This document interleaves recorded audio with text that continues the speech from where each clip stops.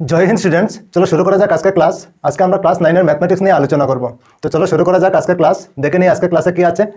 তো class 9 mathematics exercise 13.6 question number 5 10 meter গভীর একটি বেলনাকৃতির পাত্রের ভেতরের বক্রপৃষ্ঠের রং কার্যে 2200 টাকা খরচ হয়। যদি প্রতি বর্গমিটার রং কার্যে 20 টাকা খরচ হয় তবে নাম্বার 1 পাত্রটির ভিতরের দিকের পৃষ্ঠকালি, নাম্বার 2 ভূমিতলের ব্যাসার্ধ, নাম্বার 3 পাত্রটির ধারণ ক্ষমতা নির্ণয় করো। ঠিক আছে, তো চলো শুরু করা যাক কিভাবে করব। তো প্রথমে ওইখানে কি দেওয়া আছে 10 মিটার গভীর। ঠিক আছে, তো আমরা লিখতে পারি এখানে গভীরতাকে আমরা এইচ ধরতে পারি। ঠিক আছে, ইকুয়াল 10 মিটার। বুঝতে পেরেছো? আর কি দেওয়া আছে ওইখানে রং কার্যে কত টাকা খরচ হয়েছে, 2200 টাকা। ঠিক আছে, তো প্রথমে আমাদের কি বের করতে হবে নাম্বার 1 পাত্রটির ভেতরের দিকের পৃষ্ঠকালি। তো নাম্বার 1 দিয়ে করে নিই। নাম্বার 1 পাত্রটির ভিতরের পৃষ্ঠকালি, ভিতরের পৃষ্ঠকালি আমরা কিভাবে বের করতে পারি। ওইখানে রং কার্য খরচ হয় কত টাকা 2200 টাকা, আর প্রতি বর্গমিটার কত খরচ হয় 20 টাকা। তো আমরা লিখতে পারি ওইখানে 2200 আর নিচে 20 টাকা।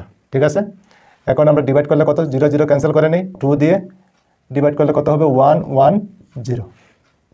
ঠিক, 110।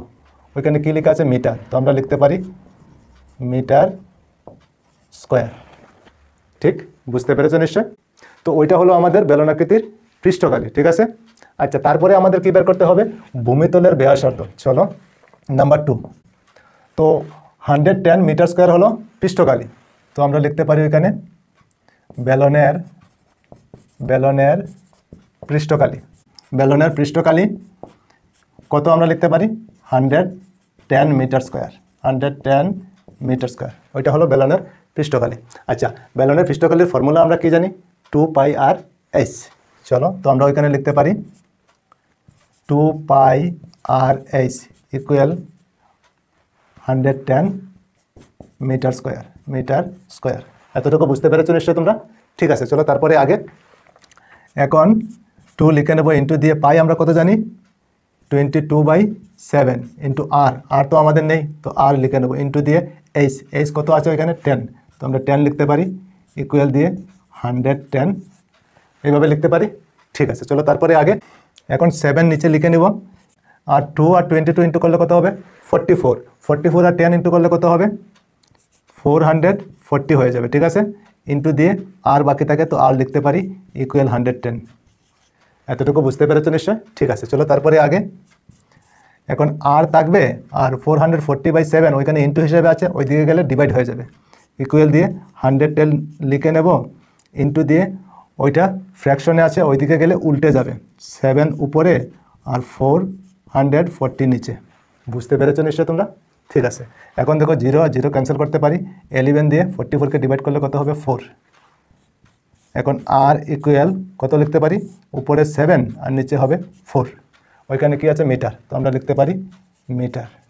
বুঝতে পেরেছো? ভূমিতলের ব্যাসার্ধ আমরা কত পেলাম 7/4 মিটার। বুঝতে পেরেছো নিশ্চয় তোমরা? বা এইভাবে আমরা লিখতে পারি আর ইকুয়াল 4 দিয়ে 7কে ডিভাইড করলে কত হবে, প্রথমে একবার যাবে, বাকি থাকবে কত 3, তো পয়েন্ট দিলে 0 হয়ে যাবে, তো 30 মধ্যে কতবার যাবে 4 7 যা 28, 4 7 28, বাকি থাকে কত 2, আবার 0 হলে 20 হবে 5। ওইটাও আমরা লিখতে পারি। ঠিক আছে, হয় 7/4 আর না হয় 1.75 মিটার হবে আমাদের ব্যাসার্ধ। বুঝতে পেরেছো নিশ্চয়? আচ্ছা, ওইটা 1 নম্বর, ওইটা 2 নম্বর, আর তারপর বাকি রয়ে গেল কি নাম্বার 3 পাত্রটির ধারণ ক্ষমতা নির্ণয় করো। ধারণ ক্ষমতা মানে আয়তন বের করতে হবে। চলো নাম্বার 3 আমরা কি লিখতে পারি বেলনের আয়তন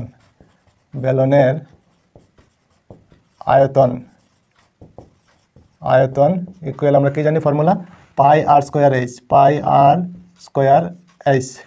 ঠিক, পাই আমরা কত জানি 22/7 ইন্টু আর আমাদের কত আছে 7/4, আমরা লিখতে পারি 7/4, ওইখানে স্কোয়ার আছে তো আমরা স্কোয়ার লিখতে পারি ইন্টু দিয়ে এইচ কত আছে আমাদের 10, তো আমরা 10 লিখতে পারি।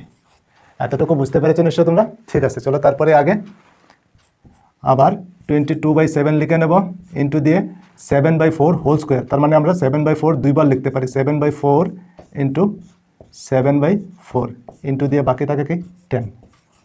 এতটুকু বুঝতে পেরেছো নিশ্চয়? ঠিক আছে, চলো তারপরে আগে। এখন দেখো 7 আর 7 আমরা ক্যান্সেল করতে পারি, 4কে আমরা ডিভাইড করতে পারি 2 দিয়ে, 2 2 যা 4 হবে, আর 22কে ডিভাইড করতে পারি 2 11 যা 22, 11 2 যা 22 হবে। ঠিক আছে, এখন এই 2 দিয়ে আবার 10কে আমরা ডিভাইড করতে পারি, কত হবে 5 হয়ে যাবে। বুঝতে পেরেছো নিশ্চয় তোমরা? ঠিক আছে, চলো তারপরে আগে।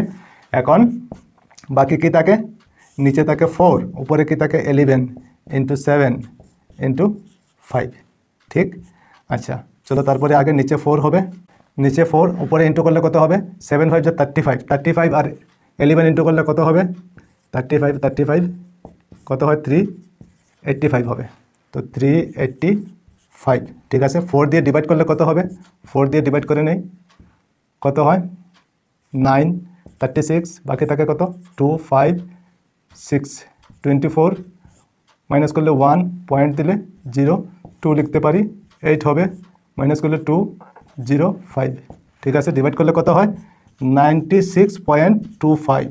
ঠিক আছে, ওইখানে কি আছে মিটার, তো আমরা লিখতে পারি মিটার কিউব, মিটার কিউব, ওইটা হলো আয়তন। ঠিক আছে, তো ধারণ ক্ষমতা আমাদের বের করতে হবে, কতটুকু জল ধরবে। ঠিক আছে, চলো তো এখন আমরা কি জানি, সুতরাং আমরা জানি 1 meter cube, meter cube equal আমরা কত জানি 1000 লিটার, 1000 লিটার। ঠিক আছে, আচ্ছা 1000 লিটারকে আমরা আবার লিখতে পারি 1 কিলো লিটার, কিলো লিটার, এইভাবে আমরা লিখতে পারি। যদি আমরা শুধু লিটার লিখি তাহলে 1000 লিটার হবে, আর যদি কিলো লিটার লিখি তাহলে 1 হবে। ঠিক আছে, তো ওইখানে কত মিটার কিউব আছে 96.25, তো আমরা লিখতে পারি সুতরাং 96.25 meter cube, meter cube equal কত লিখতে পারি 96.25 ইন্টু কিলো লিটারে যদি লিখতে যাই তাহলে কত ইন্টু করতে হবে 1, তো ইন্টু করলে কত হবে 96.25 কিলো লিটার, কিলো লিটার, এইভাবে আমরা লিখতে পারি। ঠিক আছে, তো ধারণ ক্ষমতা কত পেলাম 96.25 কিলো লিটার, ওইটা হবে আমাদের আনসার। বুঝতে পেরেছো নিশ্চয় তোমরা? তো ঠিক আছে, আজকে এই পর্যন্তই থাক, আবার অন্য কোনো ক্লাসে তোমাদের সঙ্গে দেখা হবে। সবাই ভালো থেকো, সুস্থ থেকো, আর মন দিয়ে পড়াশোনা করো। জয় হিন্দ, বন্দে মাতরম।